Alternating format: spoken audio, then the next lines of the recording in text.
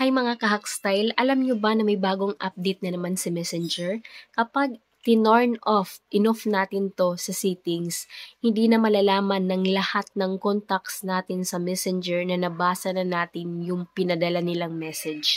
Kung hindi mo pa alam, panoorin mo. Ayan, punta tayo sa ating Messenger. Tapos dito sa settings, scroll down lang tayo. Dito sa privacy and safety, click natin yan. Tapos dito sa baba, read receipts, pindutin natin yan. Tapos kapag naka-off yan, people won't be able to see when you read their messages. Hindi sabihin, hindi na makikita ng mga contacts natin sa Messenger, friends natin sa Messenger, na nabasa na natin yung message nila. Pero hindi rin natin makikita kung nabasa na rin nila yung message na pinadala natin sa kanila.